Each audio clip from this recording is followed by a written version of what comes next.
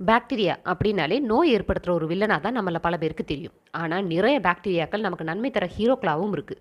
அந்த பாக்டீரியாக்களை good bacteria அப்படின்னு சொல்லுவோம்.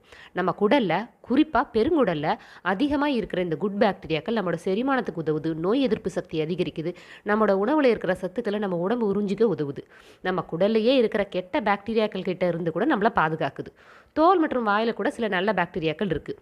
ப்ரோபயோட்டிக்ஸ் அப்படின்ற உணவு வகையில் நல்ல பாக்டீரியாக்கள் அதிகமாக இருக்குது. எடுத்துக்காட்டாக சொல்லணும்னா தயிர், டோஃபு, புளிக்க வைக்கப்பட்ட உணவுகளை சொல்லலாம். நார்ச்சத்து அதிகம் இருக்கிற உணவுகள் நம்ம குடலில் இருக்கிற நல்ல பாக்டீரியாக்களுக்கு உணவாக அமையுது. இந்த உணவுகளை ப்ரீபயோட்டிக்ஸ் அப்படின்னு சொல்லுவோம். எடுத்துக்காட்டாக சொல்லணும்னா பூண்டு, வாழைப்பழம், ஆப்பிள், ஸ்ட்ராபெரி போன்றவற்றை சொல்லலாம். நம்மளோட குடல் ஆரோக்கியமாக இருக்கிறதுக்கு ப்ரோபயோட்டிக், ப்ரீபயோட்டிக் இந்த 2 வகை உணவுகளும் ரொம்ப அவசியம். நோய் ஏற்படுத்த காரணமாக இருக்கிற கெட்ட பாக்டீரியாக்களை அழிக்க இஞ்சி, பூண்டு, மஞ்சள் போன்றவற்றை அடிக்கடி நம்மளோட உணவில் சேர்த்துக்கணும். உடம்பு சரியில்லைன்னு நம்ம ஆன்டிபயோட்டிக் சாப்பிடும்போது நோய் ஏற்படுத்துகிற பாக்டீரியாக்களை மட்டும் அது அழிக்காமல் நல்ல பாக்டீரியாக்களையும் அழிச்சிடுது. இதனால் மலச்சிக்கல், வயிற்றுப்போக்கு போன்ற பிரச்சனைகள் ஏற்படுறதுக்கான வாய்ப்பு இருக்குது. மருத்துவர்களோட ஆலோசனை செய்யாமல் ஆன்டிபயோட்டிக் சாப்பிட்றத தவிர்த்துடுங்க.